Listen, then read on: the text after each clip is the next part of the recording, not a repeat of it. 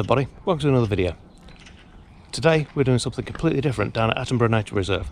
We're doing the Olympus versus the Panasonic 100 to 400mm telephoto lens shootout. Let's do it.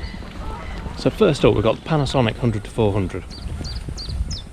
It's a slightly smaller lens than the Olympus, however, is it going to be as good? So let's do some long range tests. Just coming down to a section now where we should be able to get some decent range on it, so let's have a look.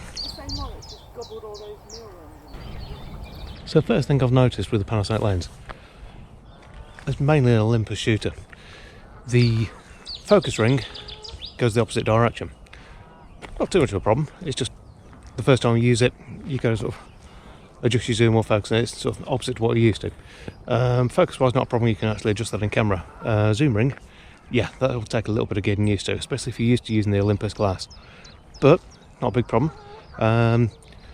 Some interesting sort of conditions at the moment, because it's quite bright and very cold, so it's ideal for the birds, just like being a little bit slower, so it gives us a little bit of a helping hand as far as getting some shots going. Go do some more shots now. Pop these up for you now, let me know what you think in the comments.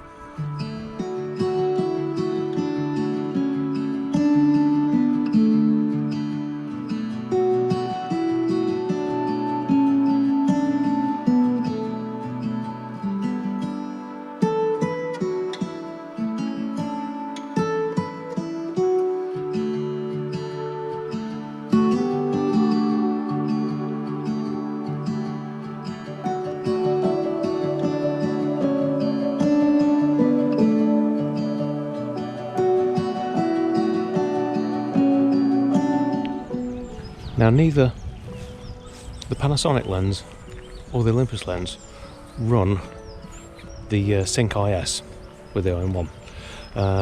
It's something that only the Olympus Pro lenses do. They will, however, have some level of control on it. So the lens IS on the Panasonic will sort of work, but it shuts off the IBIS, the in-body stabilization. There's a little bit more with the Olympus, so you get some of the in-body just augmenting the lens stability. You need it basically because at those sort of focal lengths you're not going to get the in-body being able to have enough range of movement to compensate for all the sort of shake that you're going to get at those sort of longer focal lengths. But it certainly seems to work fairly well on the Panasonic so far. I've not had any problems with it, but we're going to do a few more tests and then we'll think about switching over to the Olympus, I think. So I'm just borrowing a stray Scott at the moment, but as you can see, you've got the Olympus on the left, Panasonic on the right, and there is a noticeable size difference. Definitely Olympus seems to be bigger glass, but we'll see if that makes a difference optically. So there's a few shots with the Panasonic. What's my initial thoughts? Yeah, really nice, really clean. Doesn't seem to have any issues with focusing. Maybe overshoots a couple of times, but not too bad. Go try the Olympus now. So, slightly bigger lens, maybe a little bit heavier, but it has got the ability to sort of do a partial synchronisation with the IS on the OM-1, so we'll see what sort of results we get from there. So, OM-1 with the Olympus 100 to 400. Hopefully it's still hand-holdable, it's not heavy at all. There's quite a bit of heft in the lens, but it's not unmanageable. Panasonic maybe slightly lighter, being a slightly smaller lens, but there's not a lot in it really. The Olympus does feel slightly more plasticky. It may be just the general construction of it, but performance-wise they seem to be very well matched. Focus-wise, the speed's very similar, and there's a lot of sort of similarity in the optical quality as well. Don't seem to be any problem with either. So I'll pop some of the shots up now for you. I'm just going to mix it up a little bit here. I'm going to put some of the Olympus ones in with the Panasonic, see if you can see the difference.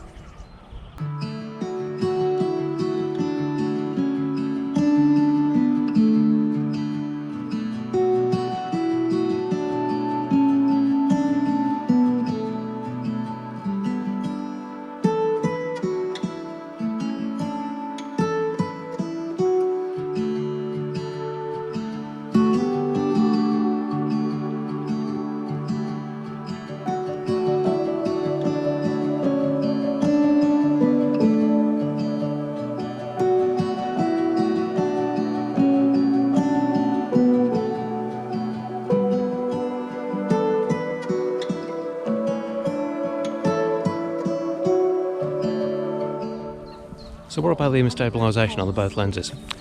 I don't actually think there's much between the two of them. Like I said, the Olympus has in-lens stability, and it's not really synchronized, but you know, sort of the body will give you a little bit of synchronization as well, just a little bit of the roll, I think it does. But between the two, there's no discernible difference. It stabilizes fine. Yes, you're not going to get masses of stability for doing sort of low shutter speeds, but that's not what these lenses are about. It gives you enough so you can actually use a slower than normal shutter speed in conditions that normally you'd have to bump your ISO too high. That's the idea behind it. For video as well, they come out lovely. It stabilises it plenty. There's no sort of issues with that side of it at all. Certainly nothing to choose between the two lenses on that side. So how much of the actual lens usability is there between the two? The Olympus, being slightly bigger, it feels more sturdy in the hand. Maybe the extra size isn't for everyone. You do need to have a reasonable size handset to actually use it. Panasonic being that little bit smaller just has the slight edge on that part of it. Just gives you that little bit of extra usability. Like I said, the weight's slightly lighter as well, so if you're out and about all day, so very rarely I use a tripod or a monopod if I'm doing bird photography, it just makes things a little bit easier, so yeah, it's well worth considering. Now, another little thing that could sway the deal on the sort of the version of the lens that you go for is the Panasonic. The zoom and focus don't feel quite as sort of smooth as on the Olympus. It's only this tiny thing, but that could make a difference.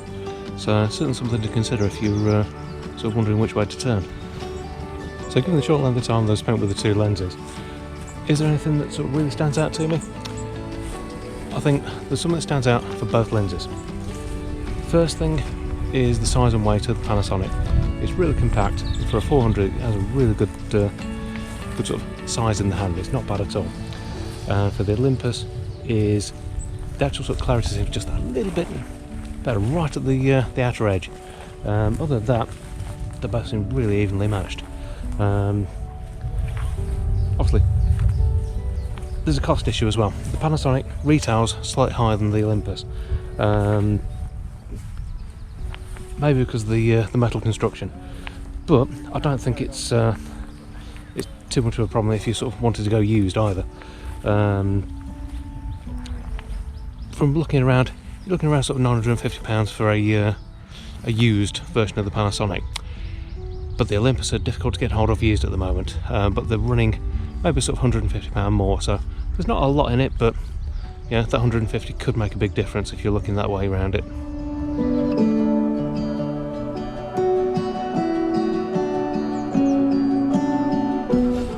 So I don't think there's any difference in sort of long range reach, any focus breathing, anything like that. Doesn't seem to be. They both seem to have almost sort of exactly the same sort of response from it. Maybe the Olympus is slightly, no, maybe it feels slightly shorter at the full end, but it is marginal. There's certainly no real difference in that. So personally, which one would I choose? I think the Olympus, purely because it feels better in the hand to me. Panasonic just being that little bit smaller, it does have the weight edge, but for me the Olympus seems to have the sort of slightly better sort of ergonomics to it, but it is very, very marginal. I don't think if you have either of the lenses you'll be disappointed. They're both crystal clear and have really good results. Yes, they're maybe not up there with the pro level, but it's very, very close to it. Obviously none of this is a scientific test I've been doing today. This is purely me having a play with a couple of lenses and seeing what sort of results I'll get and how they feel in the hand, and yeah, what the usability is like. If you want any in-depth sort of reviews, yeah, there's plenty of them out there. This is more me out there giving it a bit of a shootout, see which one I would actually choose over the other after having an hour or so using it, and hopefully it's been of some use to you.